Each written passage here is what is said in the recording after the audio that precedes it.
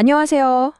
혹시 모든 것을 보는 신의 시점이라는 걸 인류가 아주 오랫동안 갈망해 왔다는 사실 들어보셨나요? 오늘은 바로 그 엄청난 탐구의 여정을 한번 같이 따라가 보려고 합니다. 자, 그럼 바로 본론으로 들어가 볼까요? 혹시 녹음된 자기 목소리 들어보신 적 있으세요? 어떠셨어요? 아마 대부분, 이게 진짜 내 목소리라고? 하면서 되게 어색해 하셨을 거예요. 근데 이 아주 사소해 보이는 현상이 사실 오늘 우리가 할 이야기의 핵심, 바로 주관적인 관점이라는 문제를 정확히 보여주고 있습니다. 되게 이상하죠? 거울 속 내 모습은 맨날 보니까 엄청 익숙하잖아요? 그런데 녹음된 내 목소리는 왜 그렇게 낯설게 들리는 걸까요? 바로 이 지점에서 우리는 내가 나를 보는 방식과 세상이 나를 보는 방식 사이에 어떤 간극이 있다는 걸 알게 됩니다. 그리고 이게 바로 우리 모두가 빠져 있는 제한된 시점이라는 함정의 시작인 거죠. 네, 그래서 첫 번째 주제입니다. 우리 시점의 함정.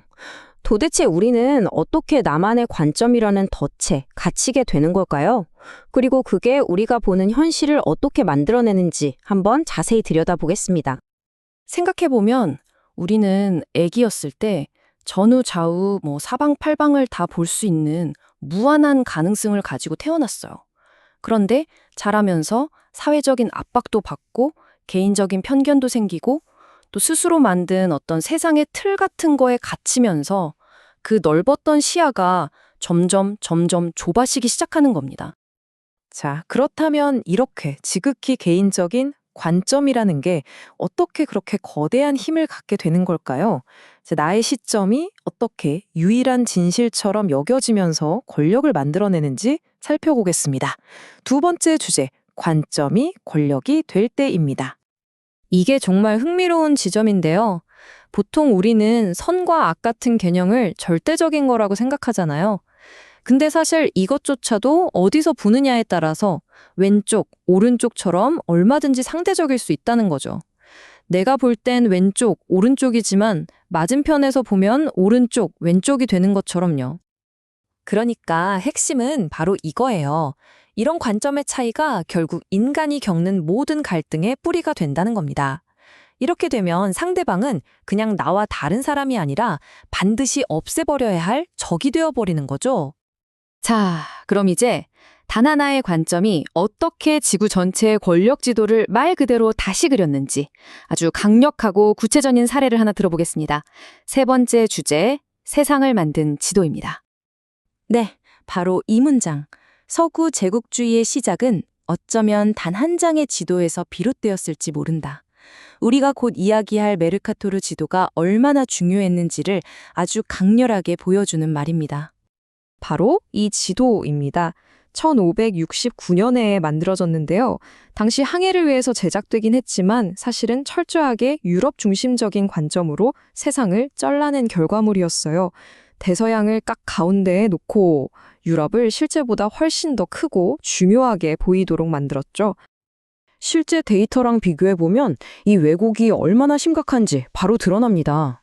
정말 놀랍지 않나요? 실제 면적은 아프리카가 그린랜드보다 무려 14배나 더 크거든요? 근데 지도에서는 그린랜드가 훨씬 더 커 보여요. 이건 왜곡이 엄청나죠. 한마디로 이 지도는 현실을 있는 그대로 보여준 게 아니었던 겁니다. 그리고 이 지도의 시각적인 왜곡은 그냥 지리적인 오류로 끝나지 않았습니다. 이게 수세기 동안 식민주의와 제국주의를 정당화하는 소위 유럽 우월주의라는 이데올로기에 아주 단단한 기반이 되어버렸습니다. 물론 나중에는 이런 왜곡을 바로잡으려는 노력도 있었습니다. 로빈슨 도법이나 밀러 도법 같은 새로운 지도들이 등장했죠. 하지만 이 과정에서 인류는 또 하나의 중요한 사실을 깨닫게 됩니다. 아, 완벽하게 객관적인 지도란 애초에 존재할 수 없구나 하는 것을요. 맞습니다.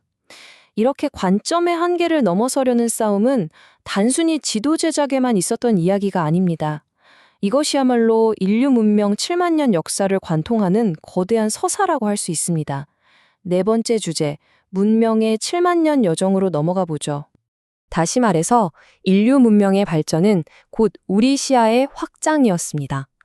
개인이라는 한계를 넘어서서 얼마나 더 넓게 더 멀리 볼 수 있게 되었는가.